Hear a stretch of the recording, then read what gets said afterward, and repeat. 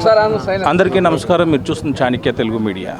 మచిలీపట్నం నియోజకవర్గం జొన్నలవారి మోడ్లో అయితే ఈరోజు మాజీ మంత్రి కొల్లు రవీంద్ర ప్రచారంలో భాగంగా వచ్చి ఉన్నారు. అసలు ఈ గ్రామంలో ఎలాంటి పరిస్థితులు ఉన్నాయి ఏంటి అనే విషయాన్ని అడిగి తెలుసుకునే ప్రయత్నం చేద్దాం. నమస్తే సార్. నమస్తే అండి. సార్, ఎలా ఉంది ప్రచారం?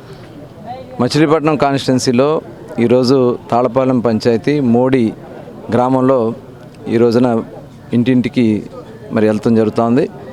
చాలా అద్భుతమైనటువంటి స్పందన. ప్రతి ఒక్కరూ కూడా ఈరోజు జనసేన, తెలుగుదేశం, భారతీయ జనతా పార్టీ ప్రభుత్వం రావాలని ప్రతి ఒక్క బిడ్డ కోరుకుంటూ ఉన్నారు. ఇక్కడ ఉన్నటువంటి ఆడపడుచులైతే మరి హారతలు ఇచ్చి నీరాజనాలు పరికి ఈరోజు ఈ అరాచక ప్రభుత్వాన్ని సాగనంపడానికి మరి మేమందరం కూడా సిద్ధంగా ఉన్నామని చెప్పి వాళ్ళు కూడా ముందుకు వస్తూ ఉన్నారు. అలాగే చాలా సమస్యలు ఈ గ్రామంలో ఉన్నాయి. ప్రధానంగా ఇక్కడ మరి గతంలో రోడ్డు లేకపోతే తెలుగుదేశం టైంలో ఇక్కడ మేము రోడ్డు ఏర్పాటు చేయడం వల్ల మరి అవన్నీ కూడా వాళ్ళు ఇప్పటికి కూడా గుర్తుపెట్టుకున్నారు. అట్లాగే ఇంటర్నల్గా సిమెంట్ రోడ్లు, తర్వాత కొన్ని మేము గతంలో శాంక్షన్ చేస్తే చాలా కాలం ఆపేసి ఇప్పుడు దగ్గరలోకి వచ్చాక అవన్నీ పూర్తి చేయడం, అలాంటి కొన్ని కార్యక్రమాలు చేస్తూ ఉన్నారు. ఇళ్ల స్థలాల పేరుతో మరి అందరినీ కూడా మోసం చేశారు. ఇక్కడ ఇళ్ల స్థలాలు కూడా ఇచ్చినటువంటి పరిస్థితి లేదు. గతంలో మేము ఇక్కడ ఒక బ్రిడ్జి శాంక్షన్ చేసి ఆ బ్రిడ్జి నిర్మాణానికి కూడా ఆ రోజున జీవో కూడా తీసుకురావడం జరిగింది. అలాంటిది ఆ పరకెళ్ళే జీవోని మరి వాళ్ళు ఇవాళ ఎటువంటి బ్రిడ్జికి ఒక్క ఇటుకు కూడా పేర్చినటువంటి పరిస్థితి లేదు. అలాగే ఇక్కడ మంచి ఏదైతే చెరువులకి వ్యవసాయానికి కావాల్సినటువంటి కాలువకి సరైనటువంటి మెయింటెనెన్స్ లేని కారణంగా ఒక్క చుక్క నీరు కూడా ఇక్కడ వచ్చే పరిస్థితి లేదు. మొత్తం కూడా భూములన్నీ కూడా బీడువారిపోతూ ఉన్నాయి. మరి వాళ్ళందరూ కూడా కోరుకున్నారు ఇక్కడ ఏదైతే నూతులు ఉన్నాయి, బావిలు ఉన్నాయి, ఆ బావిలు బాగు చేయాలని చెప్పి కోరుకున్నారు. అంటే పశువులకు కూడా నీళ్లు తాగలేనటువంటి పరిస్థితి ఇక్కడ ఉంది ఈ గ్రామంలో అని చెప్పి చెప్తున్నారు. ఖచ్చితంగా అక్కడ ఆ బావిలు ఏర్పాటు చేస్తామని కూడా వాళ్ళందరూ కూడా హామీ ఇచ్చాం. అలాగే తాగునీటికి కటకటలాడిపోతూ ఉన్నారు ఇక్కడ ఆడబిడ్డలు. మరి బిందెలతో మోసుకోవడాలంటే ఇబ్బందులు ఉన్నాయి. అది కాకుండా ఇప్పుడు 5-6 రోజులు కూడా నీళ్ళు వచ్చే పరిస్థితి లేదు.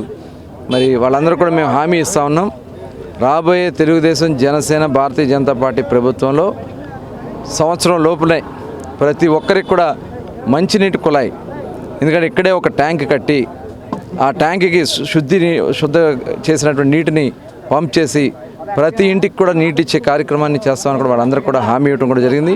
డ్రైనేజీ వ్యవస్థ కూడా ఇక్కడ లేదు, డ్రైన్లు ఏర్పాటు చేయడం, అలాగే ఇక్కడ ఉన్నటువంటి రైతాంగానికి మరి కావాల్సినటువంటి కార్యక్రమాలన్నీ కూడా రేపు భవిష్యత్తులో ఏర్పాటు చేస్తామని కూడా మేము హామీ ఇవ్వడం కూడా జరిగింది.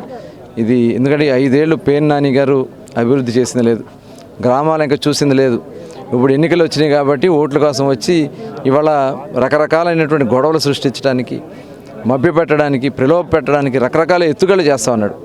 5 ఏళ్ళు ఆయన సంపాదించుకోవడం సరిపోయింది. ఇప్పుడు కొడుకుని అందలం ఎక్కించడం కోసం ఇవాళ రకరకాలైనటువంటి ఎత్తుగడలు చేస్తూ ఉన్నాడు. ఇవాళ ఆయన అనుకుంటా ఉన్నాడు ఆయనకు ఒక్కడే బిడ్డ అనుకుంటా ఉన్నాడేమో. ఇవాళ మరి అనేక మంది మీద దాడులు చేపించి కేసులు కడితే ఆ తల్లిదండ్రులు పడే క్షోభని కనపడదా పేర్నాని గారు?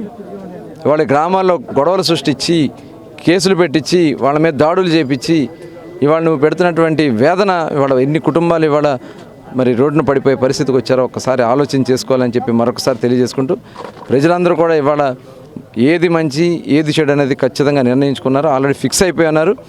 ఇవాళ దానికోసమే పేర్నాని గారు ఇంకా భయపడుతున్నాడు అనేది స్పష్టంగా కనపడుతూ ఉంది.